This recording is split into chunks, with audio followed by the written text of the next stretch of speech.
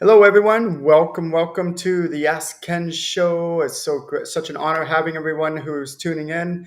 Um, and I'm so excited to be here. The way that this works is what you do is you type in your questions, whatever platform you're watching from, type it in.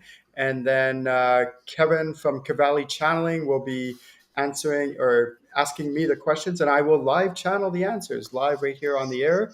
And if you want to know anything more about me, please check out my website at channelinginc.com. I have upcoming certification workshops. I have intro channeling workshops, intro animal communication workshops, and also you can book a one-on-one with me there. So it's tons of fun, lots going on. And we're going to have a blast today. Yeah, Kevin, what are you pointing at, Kevin? All my certificates I have from your channeling course. Yeah. And then Kevin started up his Cavalli channeling program where he does readings. So if you want a reading, please go to him. And he does phenomenal readings. And that's all because of the Thank you, courses that sir. he took. And I Yes. apologize for the technical difficulties. That looks like we're up and running on all our pages now, including Facebook. So when you log in, I see we've got a few people logging in already. Let us know where you're tuning in from and type in your questions. I will ask Ken. He will live channel the results. The results. That's a weird way to say that. Please make sure when if you're watching right now, just take a moment and message us and say your name, where you're from, just so we can give you a shout out. We love to, give our audience a shout out where you're from. There we go. My son Jake says you're up and running on YouTube. Thanks, my friend. And Woohoo! Barb Sim, hello, how are you? She says, hi, gentlemen. I think she's talking to us, but I'm not sure because not too Yeah. often that we get called gentlemen. Well, I I, Barb is a fantastic lady. I originally met her. She was in Calgary. I'm not sure. I think she is in Calgary. She actually tuned in for Graham and I did a show, well, 2 Wednesdays ago. No, last Wednesday, live readings, mini readings, and she tuned in to that. Aw. Yeah, she's a very yes. I've met her before. I'm not sure where. I think it was in one of your courses that we took together. So let's jump into it. Now that we've got the technical difficulties figured out, I'm not going to repeat the last one because we already did that one. So we're just going to go forward. Oh, this is a great question. Actually, I got this question today from somebody when I was out doing some stuff. Oh. For years, I've been asking my spirit guides, but they haven't come through for me. Why not? Yeah, depending on the context of this question is depending on where you're at in your spiritual development and your channeling abilities. I know for me, in my early days, I would be asking my guides, spirit guides, questions, and then I would be like, "They're not coming through. They're not coming through," and it had nothing to do with them. It actually had to do with me and my abilities, and I had blocks, and Yes. I needed healing and clearing and other things like that. So as I kept working on doing my healing and clearing and doing my spiritual development between those two things, that's why I recommend my students do both of them. Then I was able to more clearly over time to be able to hear their messages and their guidance and things like that. The other context, the other possible angle of this question is that what people might be meaning is like I'm asking them for this, help me find the man of my dreams, the guy of my dreams, and they're not coming through.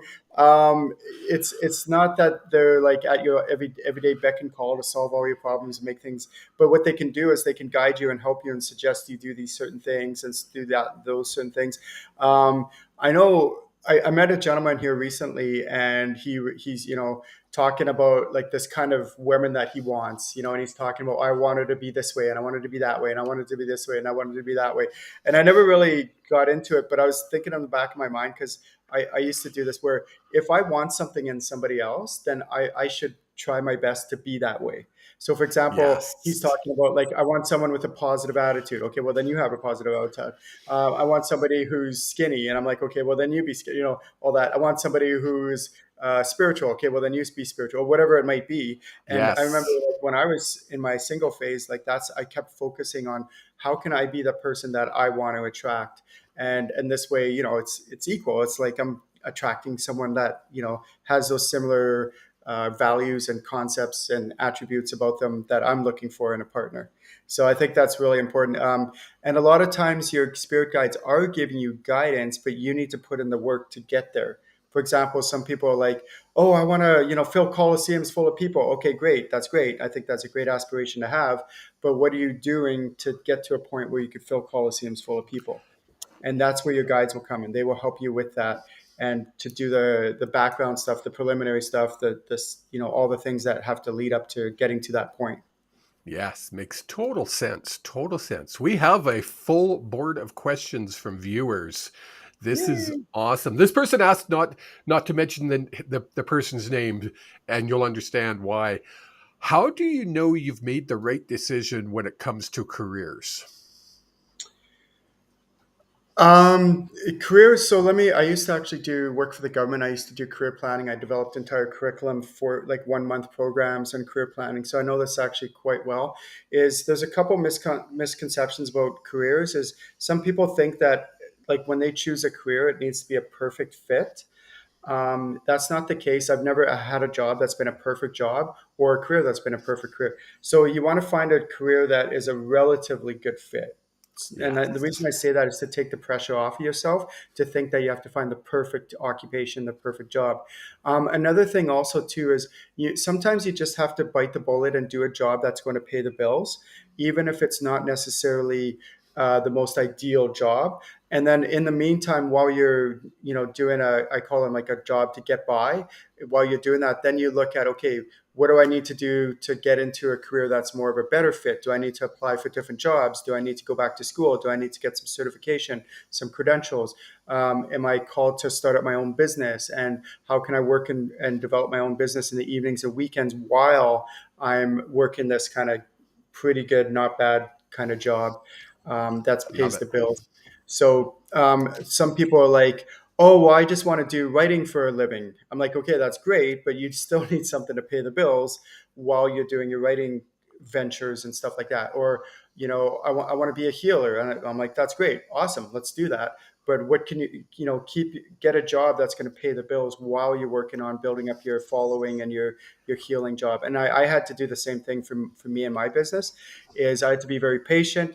And another tip that I suggest to people is that if you are looking to do like a business outside of your day job, the one that pays your bills, then what I recommend you do is you work really hard in the evenings and weekends until you get to a point where you not just get to that same level of pay, but where you surpass that level of pay significantly. I'm talking like 50% to double the amount, if even. Yes. Because what happens, too many people, they go, "Oh, now I've reached this level, same level of pay. And then so I'm going to quit my day job." But what happens in this industry, at least in pretty much every industry where your own business owner, is things fluctuate, things go up and down. Yes. So if you're like you match this pay and you have this certain lifestyle, certain standard of living, and then you're like, "Okay, I'm good, I could quit this job." But then what happens is when it dips, and it will, usually Christmas time, summertime, when people go camping and holidays, things like that, it might dip a bit. But then you're like, "Oh man, I can't pay my bills," and you're freaking out and you're getting in that scarcity mindset and all that. But if you have a bit of a buffer, then at least when you go up and down, you're above that threshold. Love that And answer. I'm not gonna kid you on this. It does take a lot of work. It does take a lot of effort. It does take a lot of persistence and consistency, like day in, day out, working on your business to get to a point where you can eventually quit your day job, which is what I've done in my business or in That my is career. great answer. Great answer. I'm going to kind of reword this next question from B. McCaig, um, tuning in from beautiful Grand Prairie, Alberta, because her question is quite specific for her. To her, yeah. Um, what do you tell people when someone comes to you, like myself, who has their own business, and but it's at a standstill? What's the best way to be able to ask the proper questions of your guides to be able to move forward? So, whoever has their own business, or if you want to take notes, I recommend you write this down. What is the next step? It's really that simple. It really is. It's Cool. that powerful, and it's like, what is the next step? Because sometimes people are like, like asking their spirit guides. So B has taken some of my channeling training, so she knows how to channel her guides pretty well. But that's like the question I ask myself almost daily. I'm like, what is the next step? And then I just, whatever that, I don't look 5 steps ahead or 10 steps ahead. I'm just like, what is the next step? And it might be putting up a post. It might be taking some action. It might be creating an event. It might be a lot of different things. It might be collaborating with somebody. There could be a gazillion things. And then what I always recommend to my students who have businesses is what they do is they focus on building their clientele and actually doing sessions on a weekly to monthly basis. And while they're doing sessions, then they're doing the behind the scenes work, building the website, building a Facebook business page, doing all this other stuff. Because what too many people try to do is they try to do all this behind the scenes stuff, but they don't actually have any clients. And without clients, you don't have a business. Yes. Another thing I also recommend in certain people's cases is sometimes you do need some clearing and healing and clearing, because there are blocks and things that are hindering you from moving forward. Some of it's psychological, some of it could be spiritual, some of it could be your different aspects. Like in the ideal world, what would happen is somebody would go for a healing and then they would be 100% fine for the rest of their life and they would never need healing again. I haven't found that to be the case. Why? Because life happens. You're driving down the road and all of a sudden some jerk cuts you off and you get all like, freaked out. And then that could throw your systems off and, get you all triggered and stuff like that. And then you kind of can go out of alignment, which happens. It happens to me, happens to everyone. And then, going to see a healer once in a while can help get you back on path.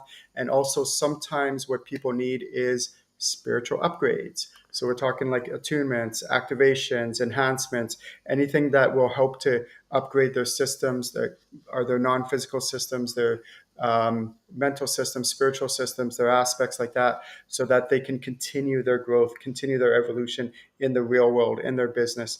And I also noticed that for my students, sometimes they just need like a spot check, a one-on-one session with me every once in a while. They're like, okay, and then they get they're back up to the races. I do healing and clearing in my one-on-one sessions, and then they're gone and they're channeling again, like really advanced. I've seen this happen so many times where I'm like, why didn't you message me like 3 months ago? Yes. Yes. Great Get them back advice. up and back on track again. So Great advice. I hope that was okay. That answered your question, B. Barbara Hall is just saying hello from Paulsbo, Washington. I hi, hope I Barbara. said your hometown right. Paulsbo, Washington. One of our neighbors down in the US of A. I guess my neighbor now, not yours. I had to. Jackie Turner tuned in from Hi, Jackie. beautiful. I believe she's still in Airdrie, from beautiful Airdrie, just home from Belly, actually. She was Yeah. over in Belly before you got there, actually. Yeah. Both the same time. Yeah. This young gentleman, you might remember him, Mr. Graham Wibstad. He wants to know, how can we add more peace to our lives? Um, Stop fretting about things that don't really matter. That's simple. Okay, thank you. We'll carry on That's now. that's a message for me, by the way. Thank you, Graham, for asking the question. It's actually a great question. There's a whole bunch of ways. If anything ever bothers you, the question to ask is, what is it inside of me that upsets me about dot dot dot? If something ever bothers you, the question to ask is, what is it inside of me that needs healing or clearing around dot dot dot?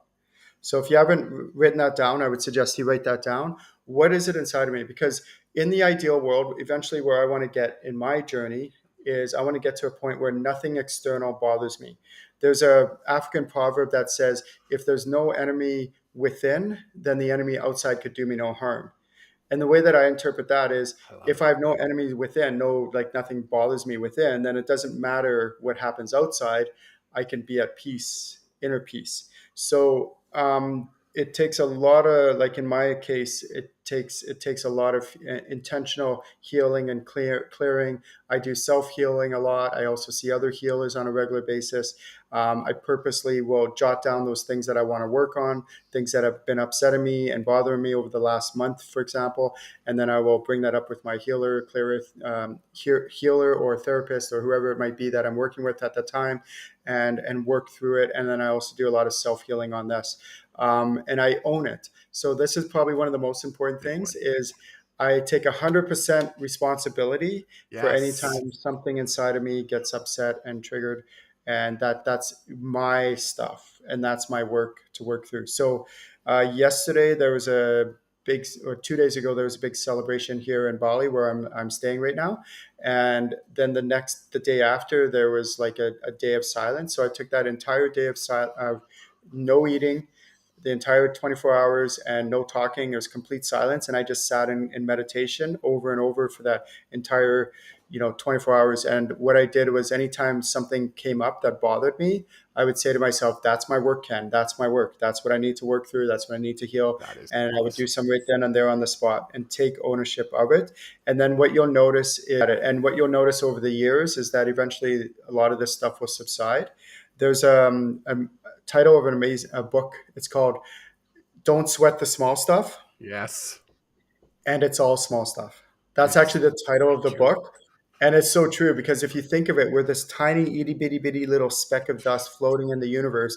Does it really matter that, somebody said something mean to you? Does it really matter that you didn't get invited to this thing? Like in the big scheme of things is what I'm saying. And don't get me wrong, it's not that some of this stuff doesn't matter, but in the big scheme of things, a lot of this stuff doesn't really matter most of the time. So try your best not to sweat the small stuff. Well, see, that's funny because I was having a real tough time with it because a good friend of mine decided to move away and went to Belly. And I was having a real issue with it. Had a chat with my guides, and they said, "Don't mess with the small stuff. It's good." I I miss you had too, to. Kevin. I miss you tons, my friend. Miss you That's a tons. little Well, different. That's but like really, I want to know is how did you stay quiet for 24 hours? That must have been really tough for you because I know you. that's a little different, Kevin, because this is like a soul connection. Like we It go back is. many lifetimes, and so that's like you create like a bond and a connection, and it's like it's almost like an honoring thing when you miss somebody. It's like yeah. So Aw, I miss you I miss you too. too, buddy. Okay. That's why I Once I always dodge that that's question why I about always have Kleenex close by. yeah, it's actually really healthy. I talk about meditation in my channeling level one workshop, and I call it silent meditation. So it's fine if you want to do guided meditation, all different kinds of meditation. But my favorite towards like my towards helping me with my spiritual growth, and the one that I recommend for my students is what I call silent meditation, where it's completely silent, including like no music, no noise, nothing, including quieting your mind. So that's what I worked on all day yesterday was just So anytime I would good. have thoughts that would come up, I'd go, nope, I'm just going to quiet my mind. And then I'd go into the gap and I would be like nothingness. And then, something would take me out and then I'd start thinking about things and I go, nope, quiet my mind and go into the gap. And the reason I suggest this is because most people in Western society have like super busy, crazy minds going a gazillion miles a minute. And so if I work on quieting my mind, then it can help me with my spiritual growth and including helping me to discern those subtleties between what my guides are trying to tell me so that I could pick up on those subtleties and translate it into a message for me. And that's been one of the biggest catalysts that's helped me with my spiritual growth over the years. It's like the guides know what question I'm going to ask next. They like literally this leads right in to what we kind of a feed to what you were just talking about. Are there different types of guides besides your primary and your secondary guides? Probably should explain for those who don't know primary and secondary guides first. Yeah, let me take a step back. We have my experience has been most people have somewhere between 3 to 5 spirit guides during any one season of their lives. It could change it could change depending on different seasons. And my experience has been that people have usually one primary spirit guide, and that's the one that works with you most of the time, and then several secondary guides who are on the peripheral and help you. There is also I've come across so in spirituality, like it's very, very infrequently, so not that often, is there what's called absolutes, where it's always like this or never like that. So Yes. sometimes I'm always careful about like making absolute statements, like it's always like this, and so sometimes let's say, for example, somebody might have three spirit guides. So one of them would be their primary, two would be their secondary. But sometimes every once in a while, you get somebody that I call a visiting guide. So they don't really fit into the primary category or the secondary category. They're more, the reason I call them a visiting guide is because they pop in like very infrequently, but once in a while, but they're still considered a guide, but not really, like not a full-time guide like these ones are. Right. So that's just the terminology that I came up with, because it kind of makes sense because they visit once in a while, but not, they're not a primary and they're not a secondary. So that would be the exception. They aren't that common. Most people either have, like most people have a primary and a few secondaries, and that's it. And then once in a while a visiting guide, but not that often. Very cool. Very cool. I know a lot of people, a lot of times, confuse when a loved one from the other side will come in, grandpa, great grandpa. And a lot of people will confuse them as their guide. What's a good way for someone who doesn't channel on a regular basis, but does get, they're intuitive and they get a Yeah. little bit of messaging? What's the best way to discern the two? So it's a great question, and let me back up a second. So somebody who's a member of your Earth family isn't necessarily a member of your soul family. When you die and you cross over, you'll go to the astral realm to be with your spirit, your soul family. But while you're incarnated, certain members of your soul family will help and assist you while you're incarnated. Those are your spirit guides. So your spirit guides are definitely members of your soul family. That's a requirement, basically. They have to be. So, for example, if grandma is not a member of your soul family, but she dies, she won't be a spirit guide, but she can still come in as a loved one and give you messages and talk to you and communicate Right. with you. She's not necessarily a loved. But okay, so the question is though, how can I discern the difference? Like if I have grandma come in, how do I know if she's a spirit guide or just a loved one? There's a really cool trick that I use with my students that I train them is, by the time they get through like channeling level one and then channeling level two, they know their spirit guides inside out. So then in a one-on-one session, what I could do with them is I could say, okay, you have this other soul coming in, let's say grandma. Okay, but you know your spirit guides already because you've taken the channeling level one and level two workshops. So you know them really well, you know them intimately, you know who they are. So let's ask one of your known guides, and they can check for you whether or not grandma is part of your, like a spirit guide or not. So they Yes. can do that for you. And sometimes she might be, sometimes a member of your Earth family might be, when they, like that happened to me. My dad died in 2001, and in 2004 he became my spirit guide, and he taught me how to channel so I could teach others how to channel, and that's why I'm here today where I'm at. And he was able to help and assist me with this. So yeah, like there's definitely different ways to go about knowing whether or not. What I don't like people to do is assume it. I've had this happen so many times where people are like, I really want grandma to be my spirit guide, therefore she Yes. must be my spirit guide. And just because they want it to be, that doesn't necessarily mean she is. She might just be there because she wants to support you and just let you know that she's there. And also there might be some grieving that needs to take place, so she can come in. She might be coming in for those purposes as well. I'm so glad you said that because I've had it so many times when I'm in a session with a client and they're convinced that grandma or grandpa, mom or dad, brother, whoever it is their spirit guide. And of course, I truly believe we shouldn't lie to our clients when it comes to spirituality. We have to tell them as it is, as you do during this show, whether it's good or bad.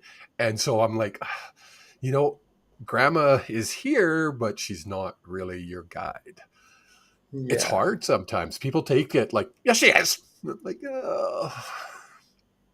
Yeah, so just because yeah, we want something to be doesn't mean it is. And that's where exactly. advanced channeling, you have the ability to check this stuff. And then the people who've taken my workshops, they know I kind of call them on them. I'm like, don't make stuff up. You have the Yes. ability. I've empowered you to learn how to channel. Now check all this stuff with your guides. Like there's a lot of theories that go on in the spirituality community, and some of them might be accurate, but some of them are total hogwash, and that's okay. You don't have to go around telling people, oh, that's a bunch of crap and all that. You can just check for yourself and be like, no, in this case, it's not quite accurate. But that's okay. Or the question that I like to ask, if it's not accurate, what might be accurate? And then work with channeling your spirit guides to find out something, like the way that, because some people are like kind of like close to the truth, like close to what's Yes. right, and they're kind of dancing close to it. So let's figure out more like what could be more accurate. And I do that even when I'm reading spiritual books and on and on and on. It's funny because you've actually have called me out in my when I first started taking your courses a couple times where I was like, I think, and you're like, no, Kevin, stop. You can't think. There's a difference between thinking and knowing, Yeah. right? And it's true. It's true. Thinking is your opinion and knowing is checking and checking with Yes. your guides. And then a Melissa. lot of people might Oh, be watching this right now asking, saying, well, but how do I know I'm getting accurate information from my guides? And that's a great question. That's very common. The way yes. that you figure this out is by taking formal training. You go through the workshops, you do one-on-one sessions, and then I can help you walk through it. And by the time you get to the later workshops, channeling level 3, channeling level 4, the animal communication and healing workshop, you'll know like how to channel inside out. You'll be able to discern the difference real easily between your own thoughts and your own thing, your own opinions, and then actually what your guides are giving you. It's pretty profound and life changing. Yeah, yeah. It's such a cliche saying life changing, but I can look in the camera and stare people in the eye and say it's life changing. Um, Melissa Cameron, hello, young lady. Melissa Cameron says, Hey. Hello, boys.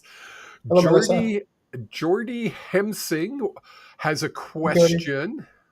Oh, I love this question, Jordy. Absolutely love it. What tips would you have for introducing children to their spirit guides? Oh, goosebumps. Yeah. One word of caution before I get into this answer is be very careful as a parent not to push your kids too hard and too much into spirituality, because what could happen, and I've seen it happen too many times, is they could dig their heels in and it could backfire. And then instead of encouraging them on a good path towards spirituality, it could actually turn them off of spirituality. So just a little caution for any of your parents out there. And I caution kind of like being patient with them, just taking it slow. One of the things that I suggest for parents is to work with them on some of the things that they learned, Yes. but go really slow. It's kind of like, let's say, for example, you've taken all the way to grade 12 math. You're not going to go to your student who's in your child who's in grade 1 and teach them all 12 grades in one sitting. You're going to do what's appropriate to them, and you're going to do it in segments, in very small spurts. So that's what I suggest you do with your children, no matter what their age is, because somebody who's 23-year-old a child, or that's your child. But to them, like spirituality is brand new, so they're really like kindergarten. So you're not Yes. going to teach them, grade 3 stuff when they're still in kindergarten spirituality, if you know what I mean. So the age thing is irrelevant. More, I'm talking spiritual um, maturity. And a lot of children I've noticed are super connected, super in Oh, tune. So the ones that are, if that's one of your children, you might be able to go a bit more advanced, but again, just be careful. Do it in steps, do it in stages. Draw like purposely, and make it fun. Keep it light. Um, and try to like maybe draw it out over several years rather than trying to like you know push 8 hours of I'm gonna do all this 8 hours with you, and then by the fifth hour they're all like, oh, enough, I'm mama, enough, done. I I'm done. always Yeah, I you always don't want tell to do my that. Let them clients get to that point. What's that, Kevin? I always tell my clients, let them ask the questions. Yeah, that as well. Don't give them answers to questions they haven't asked because they're not ready for it. If they're asking questions about spirituality, that's the time to start encouraging it. Um, Unlike myself, where I used to have dreams I would visit my dad. Ken and I had talked about this many times. I was told it Yeah, was evil and never talk about it again. Don't do right. that to your children. Yeah. The best way to help your children grow spiritually is by your practice, your spiritual practice. Yes. So being here in Bali, it's phenomenal to watch the locals and the way that they do their spiritual practice. They do it with such humility, where they go and they do their ceremonial thing, and it's not about accolades. They're not like, hey, everybody look at me, and they're not trying to push it down people's throats.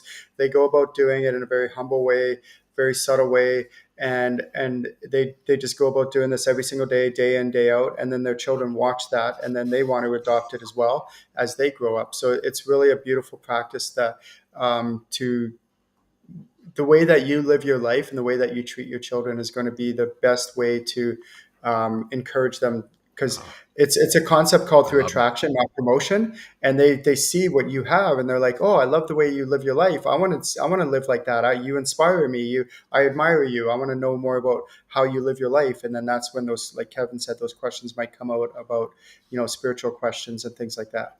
Very, very cool. Few people just saying hi. Paul from Calgary, Paul. He says, Hi, hey. Paul. Yeah. Sophia Makaranis Yeah. from Vancouver, British Columbia, the west coast of Canada, my Beautiful. hometown. Beautiful spot. Shelley Somerville Wasler tunes in from southern Alberta. Hey, Shelley. Shelley is always here. Gr- Graham has another great question. I'm curious, to what a degree can we do spiritual healing on ourselves to affect physical healing? For instance, doing the spiritual healing to heal head trauma from concussions. Yeah. So I definitely recommend people take my channeling level 4 workshop, which I actually teach my healing modalities in it. I go into great detail. Um, it's so powerful. The stuff that I teach you, all the stuff that I've developed and learned over the years, I teach it in that workshop, and we actually practice it, which is really That's cool. cool. We learn how to do medical mediumship, but on much more advanced levels where you find the root cause of what's going on. Most things are multifaceted, which means you have to like approach it from different angles, and there's different components or aspects that need healing, and on and on and on. Honestly, a lot of the stuff to do with physical stuff, like a brain or head injury, some of it can be done through spiritual healing. Some of it might not. Some of it you might need to like do some regenerative kind of like supplements or other kind of uh, things like that. And sometimes it takes a combination of physical healing and spiritual healing along. So, like some people are like, oh, I have this gallbladder issue. Can you do spiritual healing on me? I'm like, I can, but you really need to go see a doctor and get some surgery done. And they're like, but I don't want to. I think everything can be done by spiritual healing. And don't get me wrong, I do believe in miracles. However, there are times when Western medicine is appropriate, and just to know those times. And oftentimes, it takes a combination of both Western medicine and spiritual healing to help it. Yeah, to complement it. You Oh, got it. Yeah. yes. We need to mesh more of those in North America. I think North America is so far behind with meshing Yeah. modern medicine with ancient medicine, because So, energy yeah. healing is an ancient medicine. What I was told is that, like in a lot of European countries, let's say, for example, somebody gets in a really bad car accident while they're, being sewn up in intensive care, in this with surgery with all the surgeons around the patient, and then sewing them all back up. You have energy healers working alongside them, putting together Yes. his energetic body in the actual surgery room, and that's pretty common in a lot of countries in Europe and things like that. So, Isn't yeah, that like I'm awesome? for it. I think they're both important. And if anybody's had any like physical trauma, please come see me, because there's a lot of things that I can do to help do the spiritual aspect, which the Western medicine might miss, and it Yes. will only complement what the Western medicine is doing with you. Thank you. So, if you're just tuning in, welcome. Welcome to the Ask Ken show. Plop into the comments where you are tuning in from. And if you have questions, that's where you can type them. It doesn't matter whether you're listening on YouTube, Twitter, Facebook, Twitch. We got them all covered, and we can, or LinkedIn. We will be able to read the questions in our chat, and we'll get to your questions. Another one that came in during the week, and I love this one, is what is the collective consciousness? Yeah, the collective consciousness is what happens is, let's say, for example, and this has been documented throughout history, like hundreds of times, if not thousands, where one scientist on one part of the world, they have a great idea. And what happens is they upload this idea into the collective consciousness, which kind of think of it like a cloud that surrounds like the earth, the planet. And that's the humans, they're putting information up into this collective consciousness on a regular basis.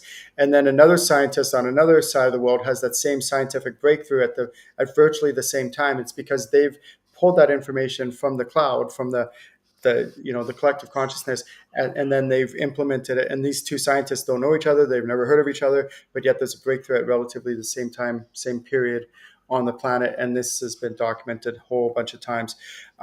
What's really cool, the reason why I teach this in my channeling level 1 workshop is because there's many different areas or sources of places we could get information from. It could be from our soul, it could be from our higher self, it could be from our spirit guides, it could be from any other kind of soul.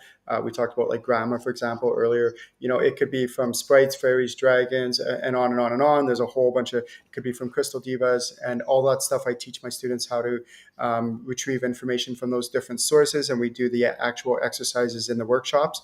Another place that you could also be getting information from is called the collective consciousness. And this happened to me maybe about 15 years ago now. I was dating this lady in Edmonton, and she's super connected. She's a channeler as well. And at that time, I was developing my own healing technique. It's called the integration method, is what I called it. And I had all these different modalities in it. It was phenomenal. And I was testing it on a bunch of guinea pigs. But then I kind of sat on it for a while, like a few months. And then she eventually said to me, my girlfriend at that time, she said, Ken, if you don't release this modality, somebody else is going to pick it up and they're going to release it, and then it'll be too late. You'll have missed your opportunity. I'm like, nah, that's a bunch of hogwash. That's not true. And sure enough, like 3 months later, I pulled up my LinkedIn profile on my phone, and I've never seen this person before. They're not on my LinkedIn friends list or anything, so I don't know how I came across this. But they, like, as soon as I pulled up my phone, I looked at this guy's like posting, and it's like, it's the integration method to a T. Exactly. I'm like, no. I'm Oh like, no. he was right. And I told her that, and she's like, see, I told you so. And I'm like, dang it. So I never forgot that lesson that I learned. And now anytime I get an idea to release something and publish it to the public, I do it right away. so I don't have that Yes. again. Yeah. Now, here's a follow up question to it. When people talk about collective consciousness affecting them, does it really affect them as much as they think? Yeah. So what happens is the they actually have, it's called the Schumann resonance. These scientists have put up radars or antennas around the planet. If you can look it up, you can Google it. They have Schumann resonance, and what happens is they track the overall like ups and downs of the human species, of how we're doing like emotionally and how we're feeling about life or whatever, just like things, just how we're doing overall. So they actually can track it, and then during major world events that can happen, it could go down, or during major world events where there's lots of compassion poured into something, it can actually go up and raise positive in a more positive way. So what a lot of people think is that they're being affected by the consciousness, like the what I've found, if I check, so if I were to ask like a pendulum or muscle testing or something like that, does the collective consciousness affect me? And the answer I'm going to get is yes. And that's a very beginner way of channeling, is just asking yes no questions with the pendulum or Yes. muscle testing or something like that. And what I teach my students to do is how to do more advanced channeling, where you can delve deeper into the question. And you don't do that with any of those tools, you do it with channeling your spirit guides. And so the question that I ask is, does the collective consciousness affect me? And the answer I get, I'm doing it right now, is yes. But then on a scale of low, medium, high, or nominal, and this is really important. So for those of you, if you have pen and paper, write this down. Then you want to ask the next question, which is, how much on a scale of low, medium, high, or nominal does the collective consciousness affect me? And when I check, it's like low to nominal. It's so Yes. minuscule, so minute, that it really doesn't have too much of an effect on me. So what I instead I try to focus on is things that have a bigger effect on me, like what's my mindset? Am I raising my vibration through joy and laughter and happiness? And that's why my slogan is called Spirituality is Meant to Be Fun, because I try to keep spirituality fun, but also outside of spirituality, I keep my life fun as well. I try to like laugh and play and keep things light, and exercise, and all those things contribute a lot more to your overall vibration than the collective consciousness does. That makes total sense. Total sense.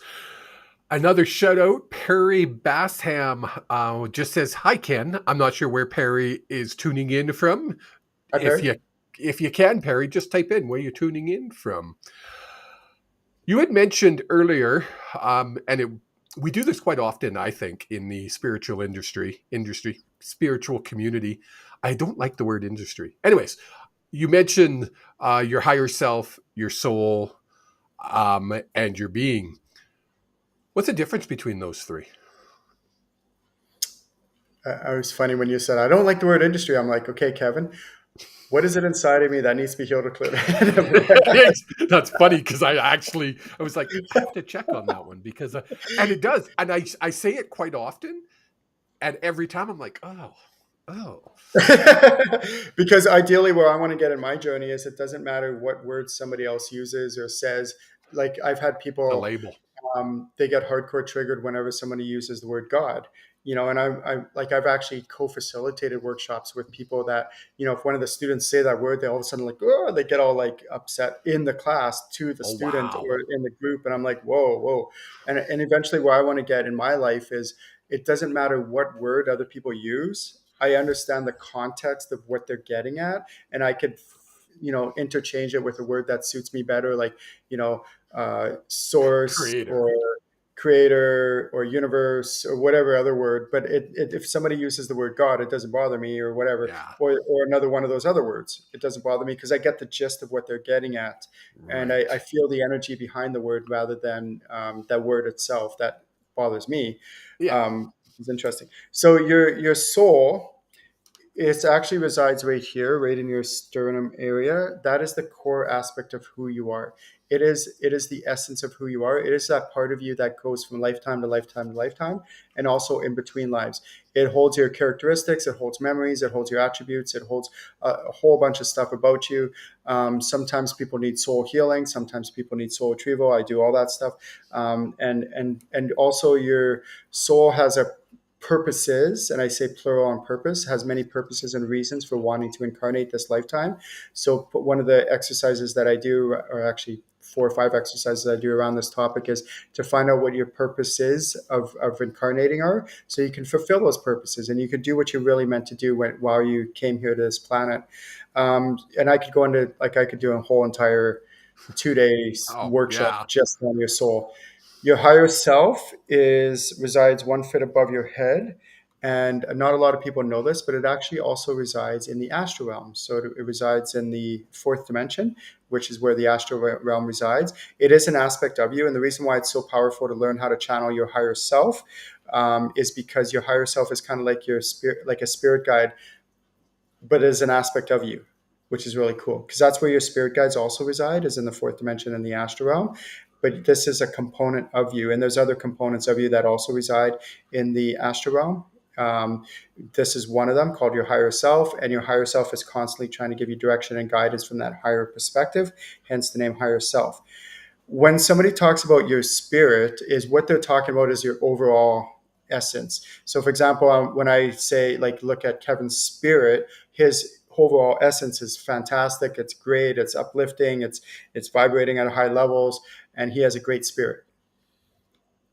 Does that make sense? His That makes, overall yes, essence. for Yeah. sure. Sorry. And by the way, that is true what I just said about you, Kevin. Oh, you're such a sweetheart. I'm going to have to go to belly. Uh, you mentioned, and again, we throw around these terms in the spiritual industry. And you said the word soul retrieval. Can you kind of explain what soul? Because I think a lot of people have a misconception what soul retrieval really means. Yeah, so my experience has been that most people need soul retrieval to some respect or another. It's pretty much impossible not to go through lives where you have major traumatic events. So what can happen is you can have a major traumatic event, and then your soul can actually become splintered into different realities. And now, when you incarnate in this lifetime, because most of them have happened from past lifetimes, it could happen from this lifetime as well. But a lot of times it happens from past lifetimes, and then you incarnate into this lifetime, but your soul isn't all there. It's not all like, have you ever felt like sometimes you're like, I don't feel whole, or I don't feel complete, or I feel like something's missing? That's probably a sign that you need soul retrieval, and it's because your soul literally isn't complete. It's not there. It is complete. It's just scattered into different realities. So what soul retrieval is, the process that I do is I will like literally gather all those missing pieces. I will bring them back to this reality, to this earth plane where you are right now.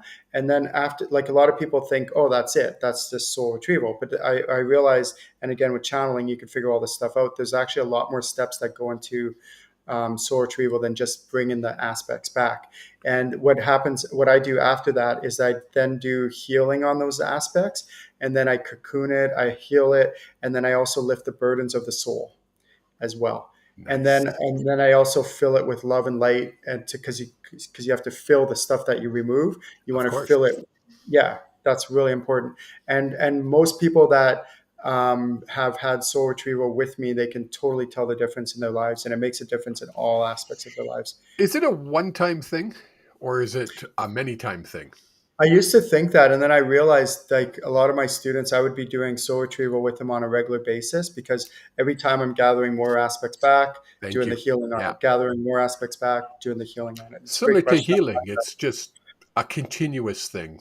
Yeah, and a lot of people like they think that, if I go see a healer one time, I'm good. Done. And what I found is that you start to get the real results in the third, fourth, fifth, sixth sessions, like right around then. So when you start to, because it's accumulative, but the big benefits start to happen later on.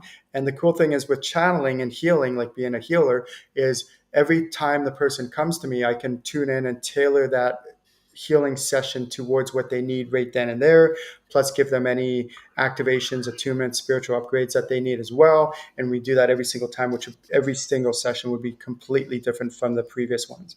That's very cool. Just so people know, I know we're getting close to top of the hour. We're going to go about 10 minutes extra just because we had a bit of a technical difficulty at the beginning. So if you're okay with it, Ken, can we go another 10, 15 minutes?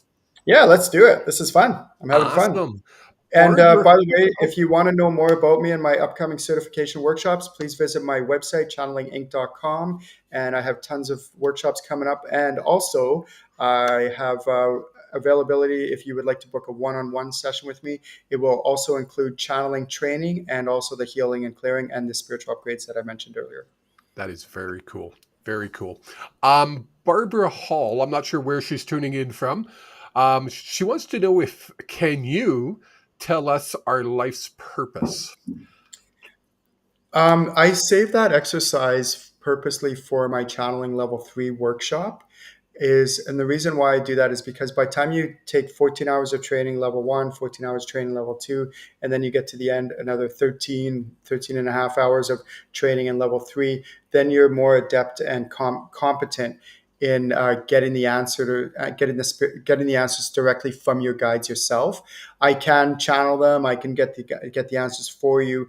What I found though is that just because I say, okay, this is your spiritual path and your spiritual purpose, with when you learn the skills of how to channel, then you're empowered how to do it without me. So then let's say you get the answers in level 3 of what your purposes are, why you're meant to, what you're meant to do at this lifetime.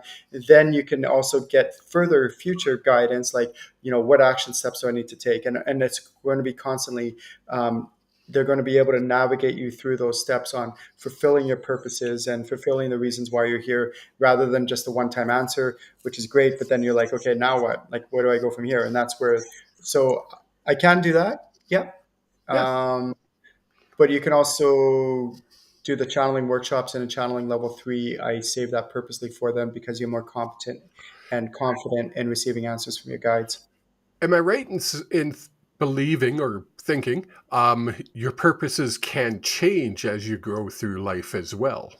Yeah, for sure. So for me, I knew that one of my purposes was to raise my daughter. And that was like, that's why I say purposes, because while I was raising my daughter as a full time single father, I was also working on my spiritual development, my spiritual curriculum, and doing my training and building up my following, my audience, and things like that. So that was part of my purpose while I was raising my daughter. My daughter is now 21. She has, two jobs. She has an apartment on her own. She has her own vehicle. She's set. She's good. It doesn't mean that we're still not, we still communicate and talk and all Well, that, yeah. but I'm not raising her because that season of my life is done. I've done that part. So now my purposes can focus onto other things. So it's a great question, Kevin. I'm glad you asked that. And also to be open to that things might change. Your purposes might be Yes. change. Like there might be a season when you're meant to take care of a sick family member or a pet or something like that, but then that passes and then you're on to the next phase of your life as well. Nice. Janelle Smith checks in and sends hearts to you. Hi, So Janelle. Welcome, welcome. Thank you for tuning in. Janelle is tuning in on YouTube. Yay. Graham is full of great questions tonight. Keep them coming, buddy. How can we better connect with our spirit guides? Even for somebody who, like ourselves who are connected 24/7, how can we take that to the next level? Yeah. One of the most foundational things I recommend my students do is they do what I call the ground center channel using source energy exercise. And we can actually do it right now if you want. So, what I recommend you do Yeah, let's do it. is everyone, if you're watching this, just close your eyes for a moment. It'll just take a couple minutes, maybe 1 to 2 minutes maximum. And what I'll get you to do is take a nice deep breath. And then I'm going to get you to focus on grounding yourself. Ground yourself through your feet. Imagine roots coming out of your feet, going deep, deep, deep into the earth. And then also imagine a cord coming out of your root chakra, going around the center of the earth, and then making it nice and taut. So go ahead and do this right now. Ground yourself really deep, really strong.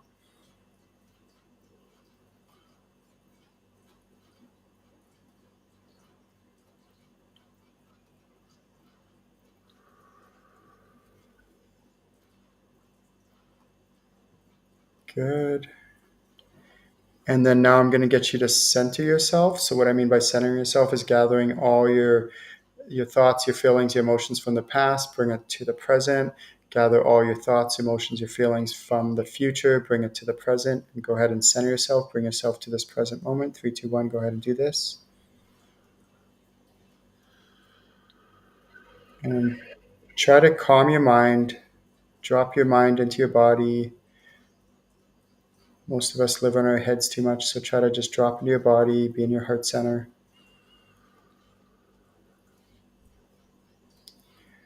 And then the next thing I will get you to do is channel using source energy. So go ahead and draw in energy through your crown, have it come all the way down through to your upper chakras and then down through your lower chakras. And it actually flows in both directions. And then go ahead and do this and let it flood your body. Don't be shy.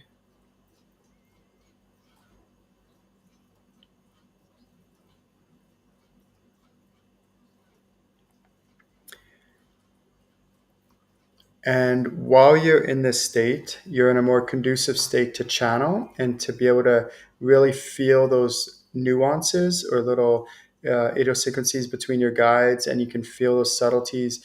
It's a lot easier at this state to be able to do this. And this is why I recommend this to my students that you try to do the ground center channel using source energy exercise on a regular basis um, to help you. It only takes a minute. And eventually you could get to a point where you can do it with your eyes open. So I used to channel when I was working for the government. I would channel in board meetings and things like that. And they'd be like, "Oh, Ken, how'd you know that? That was so insightful." And I'm like, "Oh, I don't know." And all I would do is I would just take a moment, take a deep breath, and then ground center channel using source energy. And to them, all they thought is I'm just taking a deep breath. They don't know any of the other things that's going on behind the scenes. That's so cool. Um, Graham is also, I believe, referring to some more advanced techniques. So there's like a whole bunch of ways on how to channel your guides at much higher levels that I go through in the workshops, and I also go through in one-on-ones. So we have a whole bunch of different clairs or different ways that we can communicate with our spirit guides. What a lot of beginner channelers do is they just focus on their one or two strongest ones. And what I do in the workshops and one-on-one is I will help them to advance those other clair abilities so that they can get a more well-rounded answer. Then they could also go into more detail and more depth. And then I also have one of the most advanced techniques that I teach my students is what's called the tunneling technique, where you tunnel down and you go deeper and deeper with your spirit guide to get them to elaborate and to go into detail about the messages that they're trying to give you. It's so powerful and it's a game changer.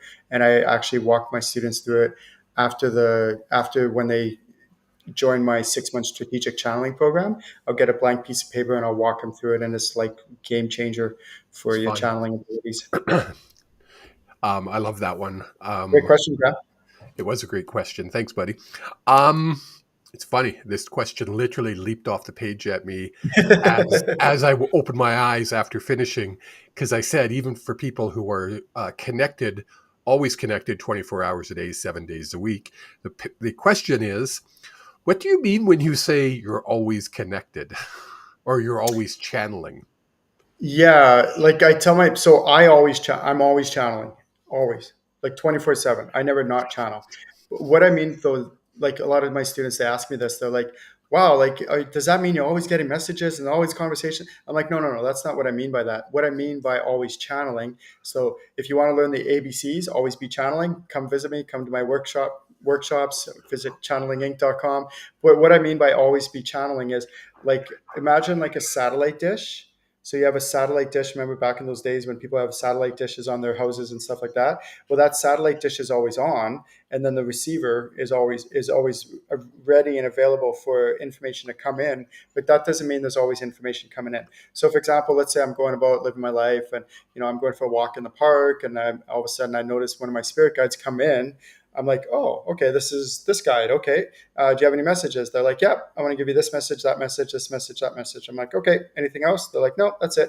I'm like, thank you very much. I continue walking in the park. And then maybe later I go to the grocery store on the way home from the park. And then, at the grocery store, I noticed that one of my spirit guides come in. I'm like, oh, okay, another spirit guide comes in. This other guide wants to give me some suggestions on health advice. No, no, Ken, put those chips back. Those aren't good for you. Buy this fruit and vegetables No instead. I'm like, dang cookies. it, right? No cookies, yeah, stuff like that. And I'm like, okay, fine. And I always teach my students, do your best to try to follow the guidance of your guides, because if I teach you how to Yes. channel but you don't follow their guidance, it's all for nothing anyways.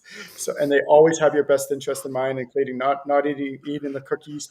So what I don't do though is I don't what a lot of people do, especially at the beginning, and this is common, is they'll open up that satellite receiver and they'll go, okay, I want to get a message from my guide. They get the message and then they close it down. I'm like, no, Yes. what are you closing it down for? Keep it open all the time. You never Like you know don't when that message is going to satellite come. receiver. Yeah, and then this way Yes. you're available from when they come next, and then you can you're ready to receive the next message from the same guide or another guide or whatever it might be. But so always be channeling. To me, the ABCs is like you always have that receiver on, and that's what I recommend for my students. It's totally safe, it's totally fine. And I always suggest to my students you're working in the light. And what I do in my more advanced workshops is I teach them how to identify things that are not of the light. So if something ever comes along, like I don't want my students living in fear, thinking, oh, I have to shut down this stuff in case something not of the, no, no, no. You keep it open, but if something not, you don't go out looking for it. But if something happens to come across your path, which is very rare, it's a lot more rare than people think. And then what you do is you can take care of it. And there's techniques that I teach my students. We practice this in the workshops on how to take care of these things. But you always have the receiver open so that you can always receive information from your spirit guides. And it's just so much fun. It's awesome. Now, knowing that we have our satellite dish open all the time, do you sit and wait for your spirit guides to come, or do you just ask them questions?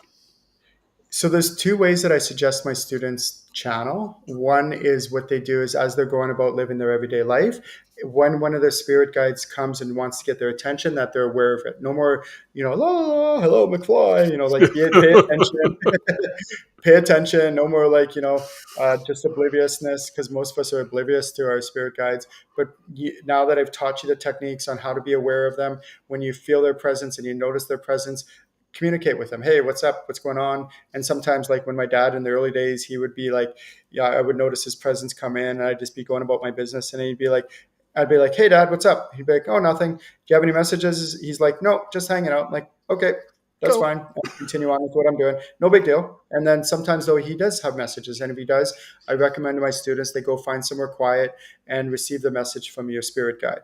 Yeah.